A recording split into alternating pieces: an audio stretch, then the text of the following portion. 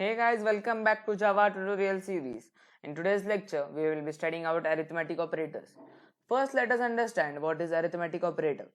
Arithmetic operators are those in which we use in an arithmetic operation between two operands or three operands or even for one operand.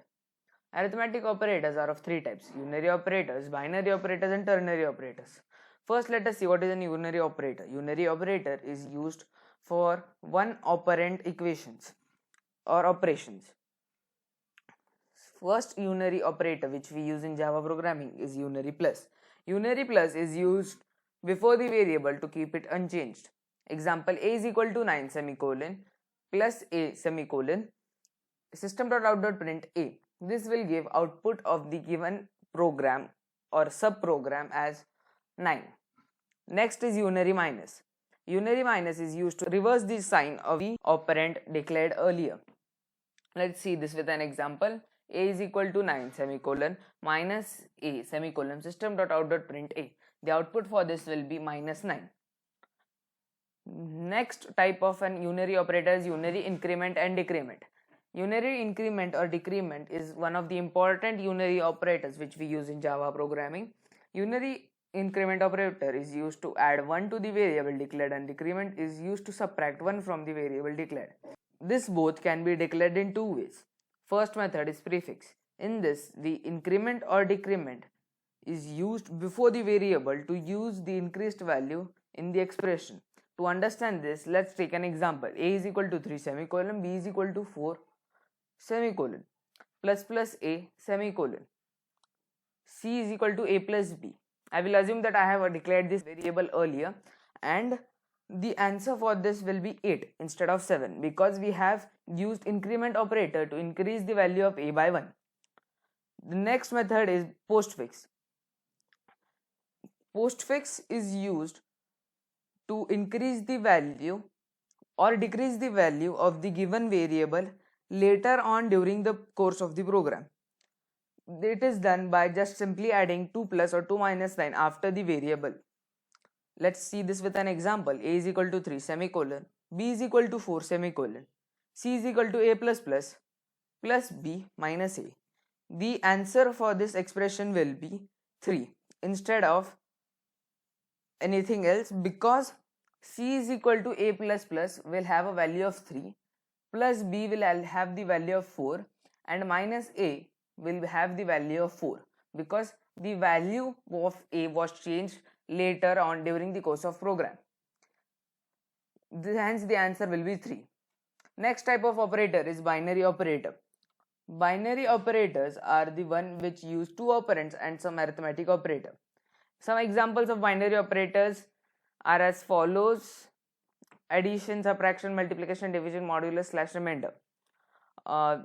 Plus, minus, into, division and the modulus sign are some symbols, and the format you can see on your screen.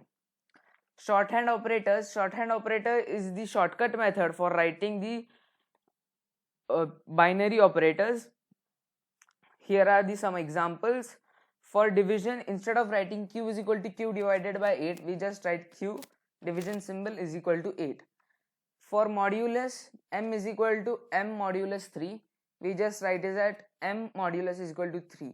Similarly, for multiplication, division and addition, subtraction, shorthand operators are used to decrease the length of the statements which we are writing in the programs. Hence, it's easy to use shorthand operators. You might have a question: what is modulus?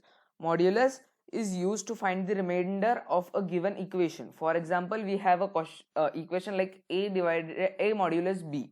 So, if we have initialized the value of a and b, which might be a is equal to 3 and b is equal to 2, we will get answer as 1, because after dividing you can see the remainder for that equation would be 1. This type of modulus operators are used programs for determining whether it is even number or odd number, which we will come across later in future programs. So moving on to the last topic for today, which is ternary operators. Ternary operators or conditional operators uses 3 operands in an equation. The syntax for the ternary operator is as follow: variable test condition, question mark, expression 1, colon, expression 2. So if the variable test condition, which can be anything like a is greater than b, b is greater than c, or a is equal to c, that if that condition is satisfied, the system will give us output as expression 1, or if it is false, the system will give us output as expression 2. The last topic for today is nested ternary operator. Nested ternary operators are ternary operators in a ternary operator.